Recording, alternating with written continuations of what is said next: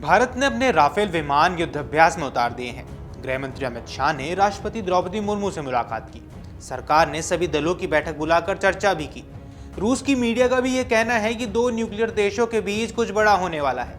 PM Narendra Modi ने रक्षा मंत्री राजनाथ सिंह के साथ हाई लेवल मीटिंग की, जिसमें एनएस अजीत डोभाल, सीडीएस अनिल चौहान और तीनों सेनाओं के प्रमुख मौजूद रहे। मीटिंग में पीएम मोदी ने कहा, आतंकवाद के खिलाफ कार्रवाई का तरीका, लक्ष्य और समान सेना तय करेगी। उधर गृह मंत्री अमित शाह ने भी एनएसजी, बीएसएफ, सीआरपीएफ और एसएसबी के सीनियर अधिकारियों के साथ बैठक की। तो सवाल उठता है कि क्या पहलगाम हमले का बदला लेने के लिए भारत कुछ बड़ा करेगा? अगर हाँ, तो विकल्प क्या होगा और उसका असर क्या होगा? क्या भारत पाक के बीच न्यूक्लियर वॉर शुरू होने वाला है? नमस्कार, आप देख रहे हैं अमर उजाला और मैं हूं आपके साथ साहिल सुयाल। चलिए सिलसिलेवार तरीके से पहले बात करते हैं कि आखिर इसकी शुरुआत कैसे हुई है। जम्मू कश्मीर के पहलगाम में मंगलवार को आतंकियों ने पर्यटकों पर अंधाधुंध गोलियां बरसाकर 26 लोगों की नृशंस हत्या कर दी। सेना की वर्दी में आए दहशतगर्दों ने यह हमला किया। जम्मू कश्मीर के पहलगाम में मंगलवार को हुए हमले में बहुत बड़ा खुलासा हुआ कि आतंकियों ने रेकी के बाद वारदात को अंजाम दिया था। बताया जा रहा है कि हमले में अंजाम देने वाले 6 आतंकी शामिल थे। वहीं जानकारी मिली कि हमलावरों ने 1 से 7 अप्रैल तक इस इलाके में रेकी की थी। सुरक्षा बलों को घटनास्थल से कुछ दूर बिना नंबर की एक मोटरसाइकिल भी मिली थी और माना जा रहा था कि आतंकियों ने इसका इस्तेमाल किया हो सकता है। खुफिया सूत्रों से पहलगाम हमले पर बड़ा खुलासा हुआ और बताया गया कि कुछ 6 आतंकियों ने इस वारदात को अंजाम दिया। टीआरएफ कमांडर सैफुल्ला ने हमले की साजिश रची थी, ऐसी बात कही जा रही थी। जम्मू कश्मीर के पहलगाम में मंगलवार को आतंकियों ने पर्यटकों पर अंधाधुंध गोलियां बरसाकर 26 लोगों की नृशंस हत्या कर दी थी। सेना की वर्दी में आए दहशतगर्दों ने पहले पहलगाम की बायसान घाटी में पर्यटकों से उनका धर्म पूछा, परिचय पत्र देखे और फिर हिंदू हो कहकर गोली मार दी। 26 मृतकों में ज्यादातर पर्यटक थे, जबकि एक विदेशी और एक स्थानीय नागरिक शामिल थे। हमले के वक्त पीएम नरेंद्र मोदी सऊदी अरब के दौरे पर थे और उन्होंने ट्वीट किया था कि इस जघन्य कृत्य के पीछे जो लोग हैं उन्हें बख्शा नहीं जाएगा। पीएम ने गृह मंत्री को कश्मीर जाने को कहा। 7 घंटे के भीतर अमित शाह श्रीनगर पहुंचे और उच्च स्तरीय बैठक की। पीएम मोदी का भी दौरा छोटा कर वो अपने देश लौट आए। इसके बाद पीएम मोदी की अध्यक्षता वाली सुरक्षा मामलों की कैबिनेट कमेटी ने 5 पॉइंट्स एक्शन लागू कर दिए। इसमें सिंधु जल संधि स्थगित करना, 18 वाघा चेक पोस्ट को बंद करना और सार्क वीजा छूट योजना को बंद करना शामिल था। सिंधु जल प्रणाली पर पाकिस्तान 90% खेती निर्भर करता है। पीने के पानी और बिजली उत्पादन के लिए भी ये पानी बेहद जरूरी है। पाकिस्तान ने इस पर कहा था कि अगर भारत सिंधु जल समझौते को रोकता है तो इसे एक्ट ऑफ वॉर यानी जंग की तरह माना जाएगा, जिसके बाद भारतीय वायुसेना ने सैन्य अभ्यास आक्रमण शुरू कर दिया, जिसमें पहाड़ी और जमीनी इलाकों पर हवाई हमलों का अभ्यास किया गया। इसमें राफेल लड़ाकू विमान भी शामिल किए गए। इसके अलावा भारत ने अरब सागर में नई मिसाइल्स का परीक्षण भी किया और सर्वदलीय बैठक में केंद्र सरकार ने यह बात मानी कि पहलगाम हमले में सुरक्षा में बड़ी चूक हुई। आतंकियों के खिलाफ सख्त कदम उठाने की मांग भी हुई और लोकसभा में विपक्ष के नेता राहुल गांधी ने कहा कि हम हर एक्शन पर सरकार के साथ हैं, जिसके बाद पीएम मोदी ने सेना को ऑपरेशन के लिए खुली छूट देने का भी ऐलान कर दिया। तो अब सवाल उठता है कि आखिर भारत क्या कुछ बड़ा प्लान कर रहा है? कई एक्सपर्ट्स का मानना है कि भारत बदले में कार्रवाई तो जरूर करेगा। एक छिपा मिशन या खुली लड़ाई भी हो सकती है, जिसका मकसद आतंकियों को खत्म करना, पाकिस्तान पर कूटनीतिक दबाव और आतंकी नेटवर्क को नष्ट करना होगा। हमला बालाकोट एयर स्ट्राइक से भी कई बड़े स्तर का हो सकता है। सीसीएस की मीटिंग में डिप्लोमेटिक स्तर पर अटारी बॉर्डर बंद करना, दूतावास में ऑफिसर्स की संख्या घटाने जैसे कदम उठाने के अलावा सिंधु जल समझौते को रोकने का फैसला किया गया। इसका असर तो आएगा ही। साथ ही अब जल्द ही मिलिट्री एक्शन भी होने की संभावना जताई जा रही है। मिलिट्री एक्शन पहले किया जाता है और बाद में उसकी घोषणा की जाती है।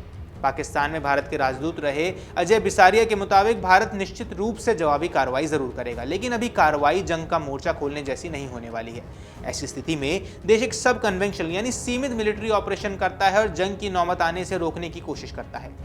ग्लोबल फायर पावर इंडेक्स की रिपोर्ट के मुताबिक भारत पाकिस्तान से 3 गुना ज्यादा ताकतवर है। 145 देशों की लिस्ट में अमेरिका, रूस और चीन के बाद भारत चौथे नंबर पर है, जबकि पाकिस्तान 12वें नंबर पर है। 2023 में पाकिस्तान 7वें स्थान पर था। 2024 में वो फिसल कर 9वें पर पहुंच गया और 2025 में टॉप 10 देशों की लिस्टों से बाहर हो गया। यानी भारत के पास दुनिया की चौथी सबसे ताकतवर सेना है, जबकि पाकिस्तान 8 नंबर पीछे है। ग्लोबल फायर इंडेक्स में 60 अलग अलग पैरामीटर्स पर देशों की ताकत को परखा जाता है। किसी देश की ताकत उसके स्कोर पर निर्भर करती है और जिस देश का स्कोर जितना ज्यादा होता है उसकी ताकत उतनी ही कम आंकी जाती है। भारत का स्कोर 0.1025 है, जबकि पाकिस्तान का स्कोर 0.1695 है। ग्लोबल फायर पावर इंडेक्स के मुताबिक भारत के पास पाकिस्तान की तुलना में करीब 3 गुना ज्यादा बड़े हथियारों का जखीरा है।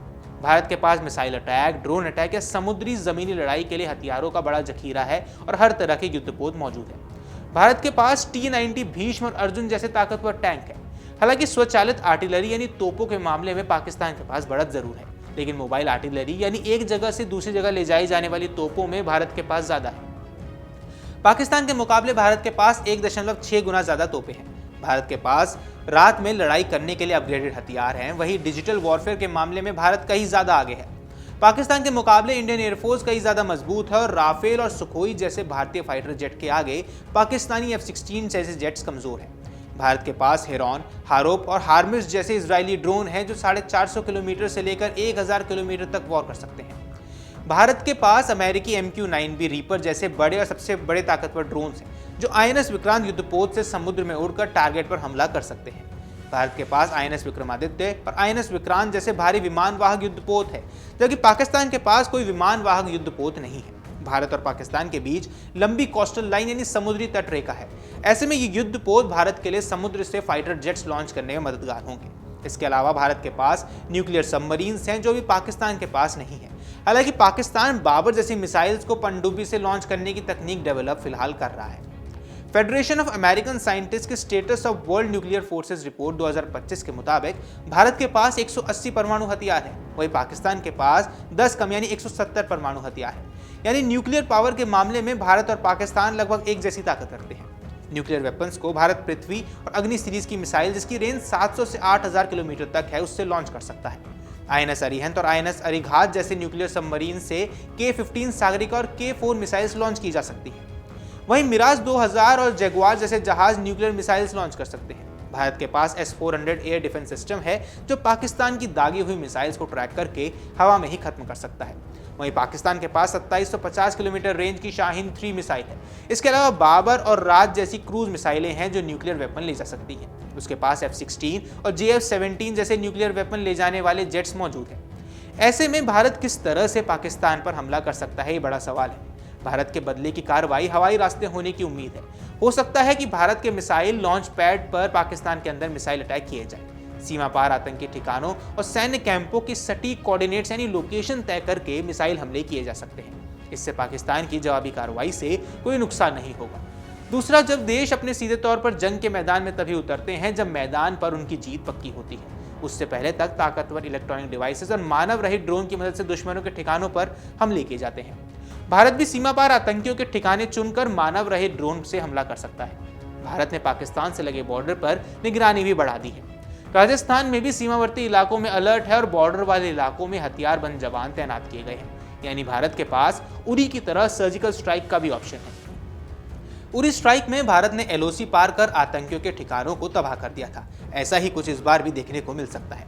इसके अलावा भारत ने अरब सागर में युद्धपोत भेजकर मिसाइल का परीक्षण भी कर लिया है। आपको बता दें कि उरी में आतंकी हमले के 6 दिन बाद PM मोदी ने केरल में एक सभा में कहा था, पाकिस्तान आतंकवाद का निर्यात करता है, उरी के शहीदों का बलिदान व्यर्थ नहीं जाएगा, हम आतंकवाद को कुचल देंगे। उसके बाद भारत ने सर्जिकल स्ट्राइक की।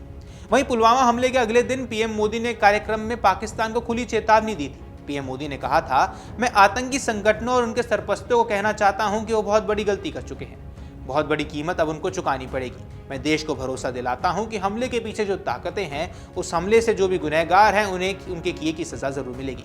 सुरक्षा बलों को पूरी छूट दी गई है। जिसके बाद भारत ने एयर स्ट्राइक कर दी थी। 24 अप्रैल को पहलगाम हमले के बाद बिहार रैली में PM मोदी ने कहा कि पहलगाम के दोषियों को मिट्टी में मिलाने का समय आ गया है। आतंकियों को कल्पना से भी बड़ी सजा मिलकर रहेगी। हम उन्हें धरती के अंतिम छोर तक खदेड़ेंगे। आतंकवाद से भारत की आत्मा कभी नहीं टूटेगी।